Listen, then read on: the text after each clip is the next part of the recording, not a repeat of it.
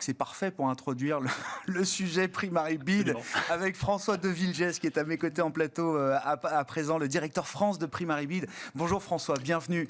Bonjour Grégoire. Vous allez nous expliquer ce qu'est Primary Bid, qui est, alors je le disais en introduction, une fintech britannique qui a déjà quelques années d'existence, on va dire 5 ans d'activité opérationnelle au Royaume-Uni. Exactement, une belle expérience sur laquelle on va revenir. Et peut-être pour préciser nos activités, ce que l'on fait, nous avons vocation de démocratiser le marché de capitaux pour les investisseurs particuliers.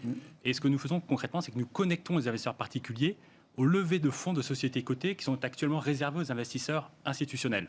Voilà, donc la classe d'actifs dont on parle aujourd'hui, ce sont les actions cotées.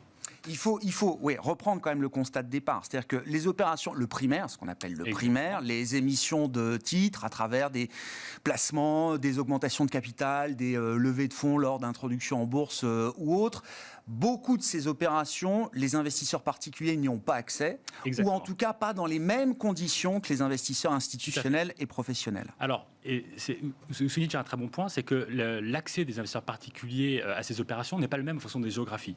Typiquement, en France, effectivement, les investisseurs particuliers peuvent accéder à toutes les introductions en bourse réglementairement. Il y a une tranche de 10% qui leur est réservée. En revanche, lors des levées de fonds successives, et en France, on parle d'à peu près 50 opérations par an, ces opérations sont réservées uniquement aux investisseurs institutionnels. Ce sont ce qu'on appelle les placements accélérés. Quelles sont ces opérations ?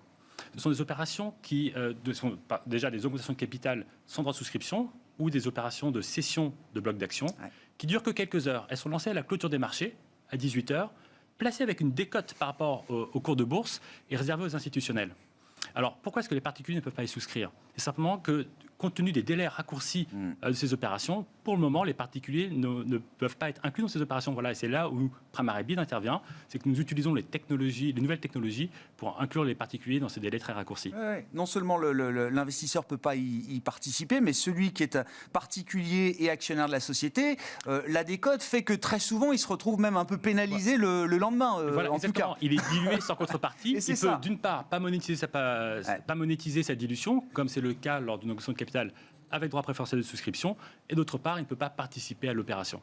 Bon, comment ça marche concrètement, la plateforme Primary Bid là ? Et vous avez déjà mené 140 opérations au Royaume-Uni. Voilà, pour revenir sur l'historique, Primary Bid commence son internationalisation par la France, mais c'est une plateforme qui est active depuis 2016 au Royaume-Uni avec beaucoup de succès, puisque nous avons réalisé plus de 140 opérations avec tout type d'émetteurs, et dont 100 opérations sur les 12 derniers mois. Quand je dis tout type d'émetteurs, c'est tant des sociétés small et mid cap que des émetteurs de type large cap.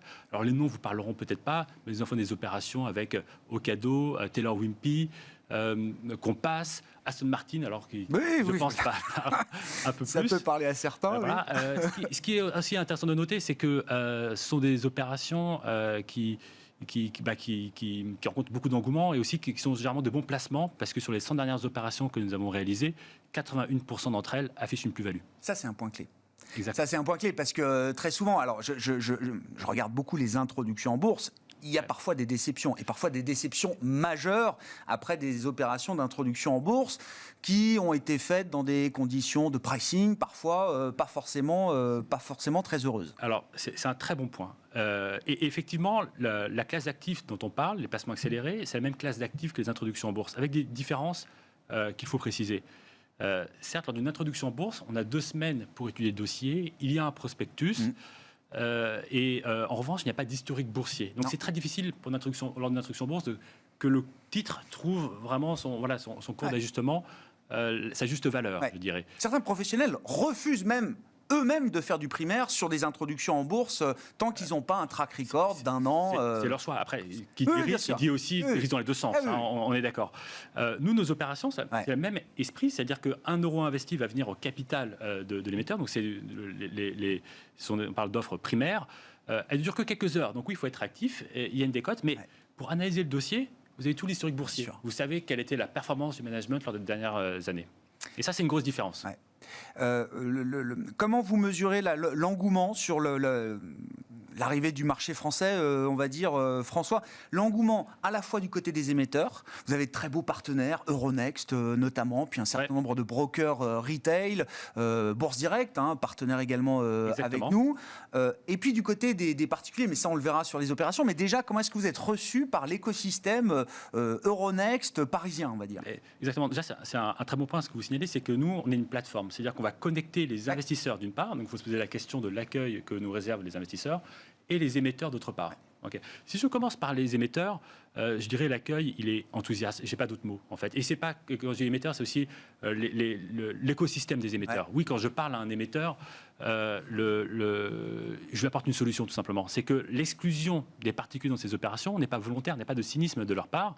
C'est simplement que les infrastructures de marché ne permettent pas d'inclure les particuliers pour le moment. Et moi, j'apporte la solution, c'est-à-dire que je leur offre une nouvelle option de financement. Actuellement, ils ont deux choix. Ou il faut une augmentation de capital qui va durer plusieurs mois, avec une période d'offre et d'exposition au risque de marché de plusieurs semaines, et c'est beaucoup de complexité, et c'est un coût pour eux. Mais ils peuvent inclure les particuliers. OK. La deuxième possibilité, c'est un placement accéléré, donc qui va être beaucoup plus rapide, beaucoup plus allégé, mais sans les particuliers. Et moi, je vais leur proposer de garder le processus accéléré, la documentation simplifiée d'un placement accéléré. Pour réconcilier, en fait, c'est ça, les deux intérêts des deux types d'opérations. Exactement. C'est notre proposition de valeur. C'est quelque chose qu'ils n'imaginaient même pas possible d'une certaine manière. Exactement. C'est ça. Exactement, voilà. Et c'est le but de notre, en tout cas, une des raisons d'être notre partenariat avec Euronext, voilà, c'est de relayer cette nouvelle option de financement auprès des émetteurs. Voilà. Et donc, effectivement, l'accueil des émetteurs, il est très, très enthousiaste. Je pense que l'accueil des banques d'affaires aussi, qui peuvent agir en prescripteurs de nos offres, avec qui nous partageons nos commissions. Nous essayons de créer un écosystème très vertueux autour de notre arrivée sur le marché français, est également très enthousiaste. Oui, c'est ça. Petite parenthèse sur la rémunération, ce sont les émetteurs qui vous rémunèrent, c'est ça? Exactement. Nous générons un service. Exactement, une commission de placement auprès des émetteurs. Et nous pouvons la redistribuer aux intermédiaires, que sont donc nos partenaires de distribution, on y reviendra, mais également les apporteurs d'affaires, en l'occurrence les banques d'investissement. On leur posera la question, évidemment, ce sera très intéressant de voir les prochaines opérations de placement et voir comment est-ce que les particuliers peuvent y être intégrés, mais les émetteurs ne voient que des avantages à pouvoir intégrer cette poche de particuliers dans des opérations de placement privé accélérées. Sur la base de mes discussions, oui, mais encore une fois, on offre le processus ne change pas. Il va être dirigé par des banques d'affaires, le prix va être dirigé par l'offre aux institutionnels, mais il n'y a pas de complications supplémentaires. Donc juste, on enrichit l'existant avec une offre particulière tout en gardant les choses très simples qui existent actuellement. Et on parle bien effectivement d'opérations qui garderont les investisseurs institutionnels comme leaders ou investisseurs leaders dans ces opérations. Absolument. C'est déjà une substitution. Exactement. C'est déjà aussi une sélection naturelle de la qualité des dossiers. C'est-à-dire qu'on ne va pas faire d'offres uniquement particuliers. Il y aura toujours des institutionnels qui investiront dans les mêmes conditions de prix, d'information, de calendrier que les particuliers. Bon. Et pour ça, vous avez besoin effectivement, pour la distribution, vous avez besoin de partenaires brokers. Parce que quoi, c'est pas votre job ? C'est pas notre job. On pourrait le faire. On le fait au Royaume-Uni. Peut-être qu'on le fera en France. Mais disons, pour démarrer nos activités, pour le démarrer rapidement, nous avons des partenariats avec 3 des courtiers leaders en France et qui nous connectent directement. On peut les citer, bien sûr. C'est très important. C'est très important parce qu'ils nous font confiance. Oui. Ils ont beaucoup investi avec nous et ce qui est aussi important à noter, peut-être pour l'investisseur particulier, on a parlé tout à l'heure du modèle de rémunération de ces offres. L'offre, elle est proposée gratuitement aux clients de nos partenaires, parce que nous reversons une partie de nos commissions auprès de nos partenaires. Voilà. Bon, et du coup, la première opération avec Primaribid, c'est pour quand Nous venons de nous lancer. Non, mais il y a beaucoup de discussions en cours, évidemment. Le pipeline se remplit progressivement, je pense. Dans un moment crucial pour bon nombre d'entreprises sur des questions de fonds propres, j'imagine. Oui, exactement. Je pense que la fenêtre de marché, elle est bonne pour nous, avec d'un côté des émetteurs qui ont besoin de récurrents de fonds propres, notamment dans le contexte Covid. On le voit également sur les opérations, notamment d'introduction en bourse, avec une demande institutionnelle qui, de temps en temps, fatigue un peu. Donc voilà, avoir du relais des particuliers en ce moment, c'est quelque chose qui évidemment... qui rajoute encore une couche supplémentaire à nos propositions de valeur, tout simplement. Et pourquoi le marché français comme étant... C'est la première fois que Primaribid sort du marché britannique, c'est ça? Exactement. Et pourquoi le choix du marché français avant tout en Europe? C'est très intéressant, c'est qu'il y a 2 éléments. On va revenir rapidement sur l'élément de taille de marché, un peu premier élément d'analyse, avec d'un côté beaucoup d'émetteurs, des émetteurs très actifs sur le marché des capitaux, notamment dans le sens de la vie, dans les énergies renouvelables. Également, de l'autre côté de la plateforme, des investisseurs particuliers très actifs et dynamiques. Ouais.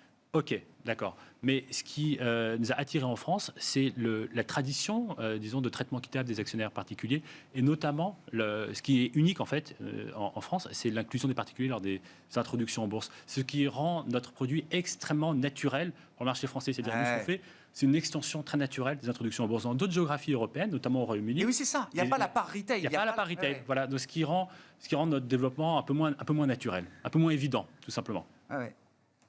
Et on peut imaginer, enfin vous pouvez imaginer que oui, la part des particuliers dans ces opérations va croître structurellement peut-être grâce à une plateforme comme la vôtre. Nous, c'est notre vocation, tout à fait. Ouais. Et pas seulement dans une géographie individuelle, mais intergéographie. C'est tout à fait l'objet du partenariat que l'on a avec Euronext, qui couvre 9 géographies européennes. Bien sûr. Et notre vision à terme, c'est qu'un investisseur particulier français puisse souscrire une introduction en bourse d'une licorne hollandaise, par exemple. Ouais. Ça, c'est l'union des marchés de capitaux. Hein. C'est ça. C'est absolument l'union des marchés de capitaux, mais ce qui est totalement notre vocation. Mais on parle de ce concept européen qui est discuté sur le plan politique, mais la concrétisation, c'est ça. Exactement. Et l'union des marchés des capitaux sur le volet offre primaire. Et ça, c'est très important. Merci beaucoup François, merci d'être venu nous parler de Primary. On aura l'occasion de se reparler, je pense, pour faire un point sur les premières opérations. Il faudra que vous nous racontiez comment tout ça s'est passé. François de Villegesse, le directeur France de Primary. Très bientôt, ça veut dire quoi dans les prochaines semaines? Nous, on est soumis aux aléas de marché, vous savez. On suivra ça avec attention. Merci beaucoup François de Villegesse, directeur France de Primary Bid, avec nous dans Smart Bourse à la mi-journée. On se retrouve ce soir en direct à 18h30.